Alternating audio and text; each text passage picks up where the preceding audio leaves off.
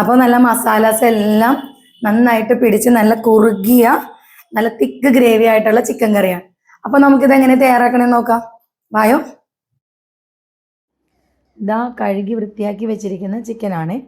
Marinate ചെയ്യാനായി മസാലകൾ add ചെയ്ത് കൊടുക്കാം.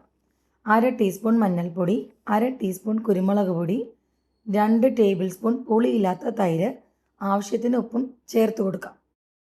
നന്നായി കൈകൊണ്ട് തിരുമ്മി യോജിപ്പിച്ച് 5 മിനിറ്റ് റെസ്റ്റ് ചെയ്യാനായി മാറ്റിവെക്കാം. ഇതാ ചട്ടി നല്ലപോലെ ചൂടായിട്ടുണ്ട്. വെളിച്ചെണ്ണ ഒഴിക്കുകയാണ്. അതിലേക്ക് ഞാനിവിടെ 4 ഏലക്കയും 2 ടീസ്പൂൺ പെരിഞ്ജീരകവും ചേർത്തിട്ടുണ്ട്. ഇനി അതിലേക്ക് 2 വലിയ സവാള ചെറുതായി അരിഞ്ഞതും 4 പച്ചമുളകും 2 ചോള വെളുത്തുള്ളിയും 1 ചെറിയ കഷ്ണം ഇഞ്ചി അരിഞ്ഞത് ചേർത്ത് കൊടുത്തിട്ടുണ്ട്.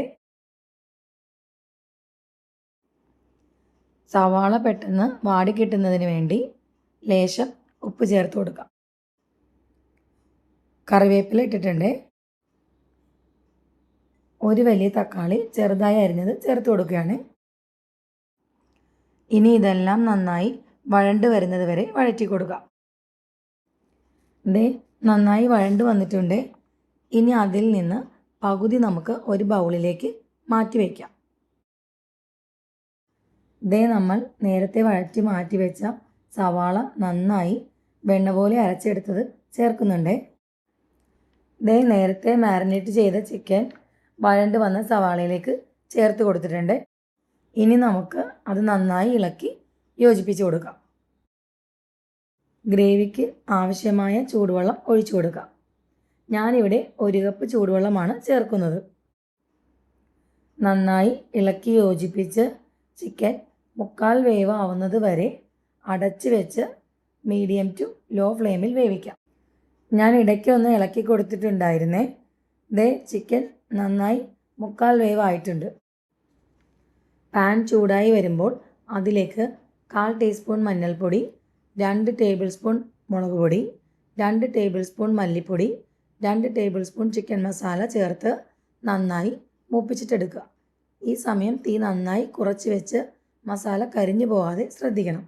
നല്ലപോലെ മൂത്ത് ഗോൾഡൻ ബ്രൗൺ നിറമാകുമ്പോൾ ചിക്കനിലേക്ക് ചേർത്ത് നന്നായി ഇളക്കി യോജിപ്പിച്ചിട്ടെടുക്കാം. കുറച്ച് മല്ലിയില ചേർത്ത് അടച്ച് വെച്ച് ഒരു 5 മിനിറ്റ് കൂടി വേവിക്കാം. ഇപ്പോൾ ചിക്കനൊക്കെ നന്നായി വെന്ത് ഗ്രേവിയൊക്കെ നല്ല തിക്കായി വന്നിട്ടുണ്ട്. കഴിച്ചു നോക്കട്ടെ. നല്ല ചൂട് ചോറും നല്ല ചൂട് ചിക്കൻ കറിയാണ്. തൊടാൻ പറ്റുന്നില്ല, നല്ല ചൂടുണ്ട്.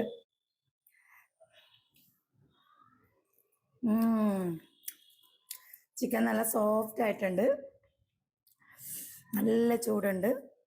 ഇനി കുറച്ച് ചോറും കൂട്ടി കഴിച്ചു നോക്കട്ടെ. നല്ല ചൂടാ. ചോറിട്ട് കുഴച്ചു. ഇതിൻ്റെ ഗ്രേവി നല്ല തിക്കാണ്. ചോറെടുത്തു. ഇതാ